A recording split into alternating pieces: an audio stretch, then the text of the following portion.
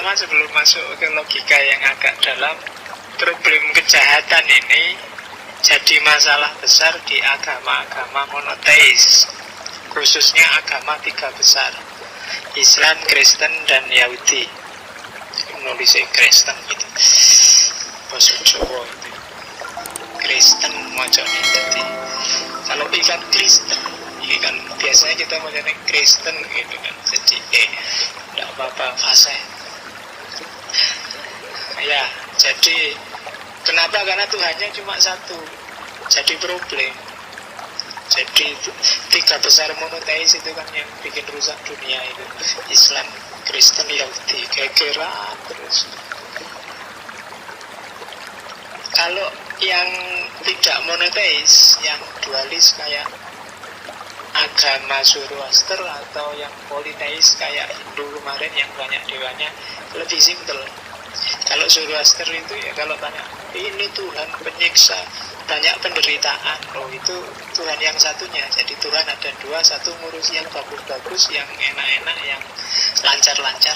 Ini Tuhan bagian yang jelek-jelek. Jadi bagi-bagi tugas, jangan salahkan Tuhan yang ini, sudah ada pembagian tugasnya. Jadi enak. Politeis apalagi, di setiap hal ada dewanya, ada lebih simpel, jawabannya lebih enak. Oh itu dewa ini yang salah, oh itu dewa ini yang salah. Kalau kamu marah ganti aja, nyembah yang ini, ada gantinya. Nah, kalau Zoroaster juga gitu, meskipun di Zoroaster nanti akhir zaman kan ada Ahura Mazda sama Ahriman itu kan, Ahriman yang dewa Tuhan jahat, Ahura Mazda yang bagus, nanti Ahriman akhirnya kalah.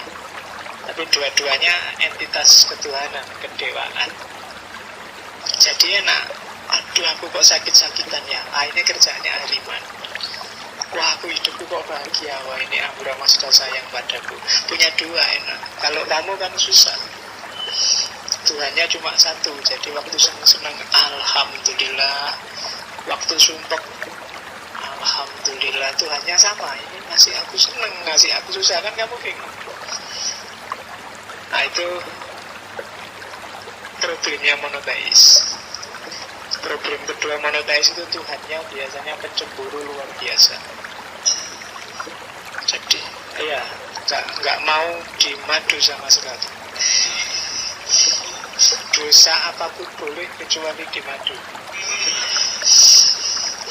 Jadi bagi yang nggak mau dimadu, argumennya gampang, saya manut Allah. Allah itu nggak mau sama sekali. Kamu boleh dosa kayak apa saja kan masih diampuni kecuali dimadu. Di Yahudi, di Kristen juga begitu. Jadi Tuhannya sangat pencemburu, kurang pluralis sedikit. Iya. Oke, itu kritiknya orang Barat itu biasanya, Tuhannya orang monoteis. Dan terbukti kan akhirnya cara mikirnya tiga agama ini kan yang paling sering benturan.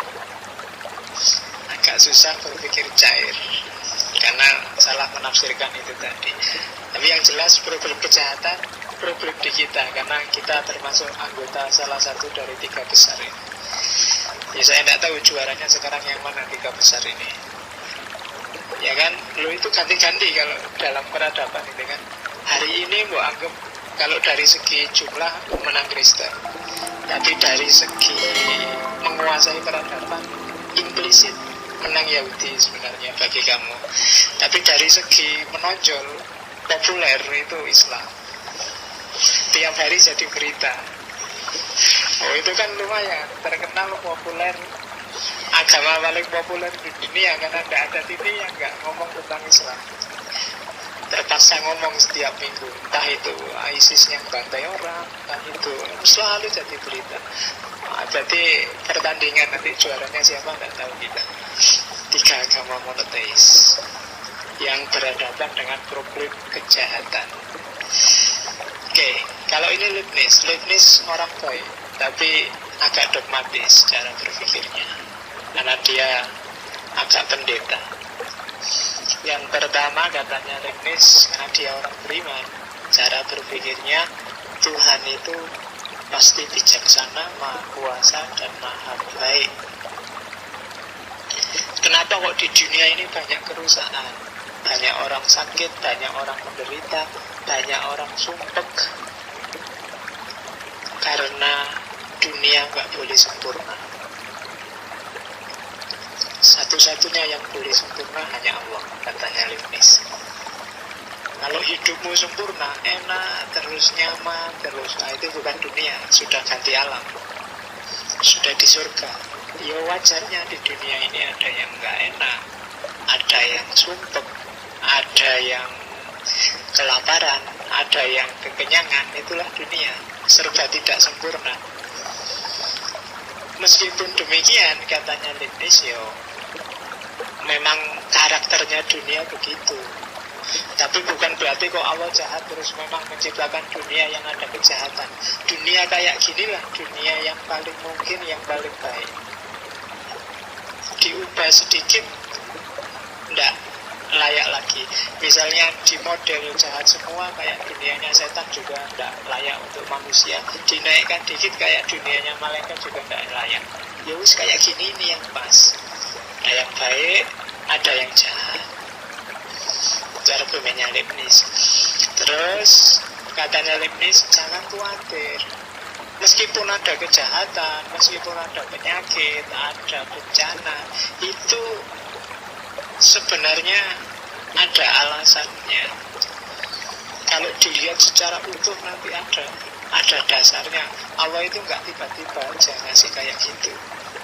Tuhan itu nggak kok mentang-mentang kamu dilupakan terus dikasih bencana, tiba-tiba kamu dikasih sakit. Tidak, semua ada alasannya. Kalau bahasanya penceramah hari ini, ada hikmahnya. Tenang aja, kamu dapat sumpek terus, ada hikmahnya. Kamu kok jomblo terus sampai hari ini, ada hikmahnya. Dengan kamu nggak punya pacar, mungkin tesismu, skripsimu cepat selesai. Kok nggak punya pacar, tesisnya nggak selesai, mungkin ibadahmu bisa semakin khusyuk, semakin panjang. Kok enggak juga, mungkin hikmahnya ambillah pelajaran, besok nasihati anakmu biar nggak kayak kamu. Loh, lah kayak itu kan hikmah juga. Lumayan kan kamu dapat pelajaran, besok nasihatkan sesuk ojo kaya bapak, kan gitu. Itu ilmu juga kan itu. Jadi ada orang kayak aku ini ya dikasihati anaknya kan gitu.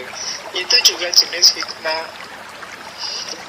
Jadi kayak gitu. Makanya katanya Leibniz, kalau kita ngerti alasannya Tuhan dengan ngasih yang jahat-jahat, yang jelek-jelek, kita akan ngerti bahwa semuanya ternyata baik, tidak ada kejelekan itu. Sakit itu baik, bencana itu baik. Siapa menjamin hidup di sini lebih baik daripada hidup setelah mati? Kan nggak ada yang jamin, katanya Leibniz. Jadi jangan divonis dulu bahwa Tuhan jahat. Wong kita nggak ngerti alasannya. Itu argumennya Leibniz. Nanti bantahannya banyak di belakang, tapi kita pahami ini dulu. Jadi kalau di Leibniz pointersnya ada 3. Yang pertama, dunia ini memang tidak sempurna, biar nggak menyaingi Tuhan. Harus ada kurangnya, ada jeleknya. Yang kedua, yang kita anggap kejahatan itu belum pasti kejahatan, pasti ada alasannya. Kalau kita ngerti alasannya, ngerti hikmahnya semua, maka tidak ada barang jelek di dunia ini. Semuanya baik, semuanya bisa diambil hikmahnya. Nanti kita lihat bantahan argumen kayak gini. Tapi yang jelas itu yang ada di bukunya Leibniz yang awal. Leibniz nanti dibantah oleh David Hume. Kalau David Hume, enggaklah. Itu kan model Leibniz itu dogmatis, keimanan aja bahwa Allah maha baik, terus diasumsikan berarti Allah juga pasti punya dasar baik, punya argumen baik. Jadi seolah-olah logis, tapi sebenarnya akhirnya tidak logis, itu dogmatis. Jawabannya kurang logis. Katanya David Hume, memang kontras antara problem kejahatan dengan sifat-sifat Tuhan yang maha penyayang, maha kuasa, maha tahu. Alternatifnya kita buang sifat-sifat Tuhan itu atau kita nggak mengakui Tuhan. Itu aja. Tapi akhirnya sama. Kalau kita buang sifat-sifat itu, berarti tidak layak dia jadi Tuhan. Ujungnya sama, berarti Tuhan itu tidak ada. Itu David Hume. David Hume ini terkenal nanti dengan teologi natural. Dia merumuskan konsep-konsep teologi yang berdasarkan akal murni. Jadi Tuhan yang seharusnya menurut akal itu sifatnya harus ini. Terus yang itu namanya teologi natural. Mungkin nanti kita ada khusus tentang teologi natural. Beberapa filosof membahas teologi natural. Jadi kebertuhanan hanya pakai akal saja. Immanuel Kant juga nulis satu buku yang judulnya Religion Within the Limit of Reason Alone. Terjemahkan dalam bahasa Inggris. Jadi agama dalam batas-batas akal saja. Jadi kalau dogmanya dibuang, isu-isu agama itu dibahas pakai akal saja. Kira-kira kayak gimana ya? Sebenarnya teodisi ini juga begitu kan. Dogmanya dibuang, kita pakai akal saja. Sejago mana sih akal itu? Nah, David Hume melakukan itu, Immanuel Kant dan beberapa filosof yang lain juga melakukan itu. Jadi intinya kalau David Hume simpel, sudahlah, karena dunia ini penuh kejahatan, berarti ya ateis saja. Tidak usah mikir terlalu banyak. Nanti cuma dibulut-bulutkan, hasilnya ya tetap nanti mengarah ke ateis, katanya David Hume. Karena memang kejahatan Tuhan dengan kejahatan di alam semesta ini dengan keberadaannya Tuhan itu kontradiksi. Oke, itu David Hume. Ada lagi Thomas Aquinas. Kalau Thomas Aquinas ini pendeta, jadi dia pro adanya Tuhan. Katanya Thomas Aquinas tidak selalu adanya kejahatan itu membawa kesimpulan tidak adanya Tuhan. Alasannya Thomas Aquinas apa? Yang pertama, konsep kebaikan Tuhan. Kalau jadi kita kan meyakini Tuhan maha baik. Kebaikan Tuhan itu kayak gimana sih? Kuncinya di situ, katanya Thomas Aquinas. Kita memahami kebaikan itu kan versi manusia. Versi Allah mungkin beda. Kita melihatnya kan pakai kacamata kita. Bahkan versi hewan itu mungkin bagi kita tidak baik, tapi bagi hewan itu baik. Kemarin saya lihat TV itu ada binatang-binatang yang kalau habis kawin, cowoknya langsung dibunuh. Misalnya belalang. Belalang itu nyari laki-laki, begitu dia dapat laki-laki, kawin, begitu selesai kawin, cowoknya langsung dibunuh. Dan cowoknya sudah siap untuk dibunuh setelah kawin. Itu bagi kita kan, kejahatan itu. Tapi versinya belalang ya kayak gitu, itu yang natural, yang sunatullah, yang baik. Jadi habis gitu-gitu terus dibunuh. Ya kan, bagi kita misalnya binatang bebek misalnya ganti-ganti pasangan saat kapoke kan jelek. Apa itu? Tidak setia pada pasangannya misalnya. Kamu marah-marah sama bebek. Loh itu kan pakai logika, sesuai dengan logikanya bebek. Itu sah dia ganti pasangan.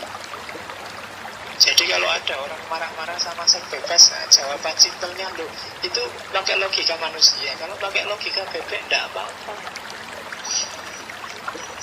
Ya kan? Ini versi bebek loh ini. Katanya Thomas Aquinas, itu yang terjadi dengan teodisi. Kita memahaminya versi manusia.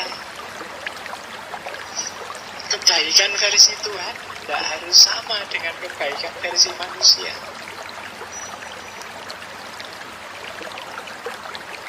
Jadi bagus, baik, indah versi kita itu mungkin tidak selalu sejalan dengan bagus, baik, indah versinya Tuhan.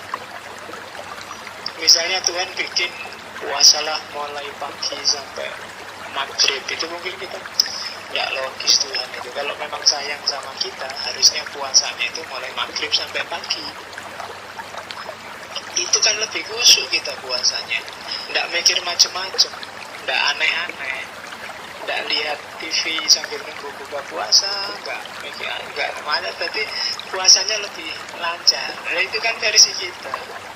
Tuhan kan punya versi sendiri, punya kebaikan sendiri yang dituju dengan nyuruh kita puasa dari pagi sampai maghrib. Sholat juga begitu kan, sholat 5 waktu subuh. Subuh itu Pak pagi-pagi kalau sambil ngantuk itu tidak khusyuk Pak. Makanya saya selalu tak lebih dikit. Loh itulah baik versimu. Allah punya versi sendiri. Subuhnya jam 7. Ini yang lebih rasional Pak. Lelak karepmu itu katanya Thomas Aquinas. Nah, ya. Jadi kalau argumennya Thomas Aquinas, enggak, Tuhan tetap baik, cuma beda perspektif saja.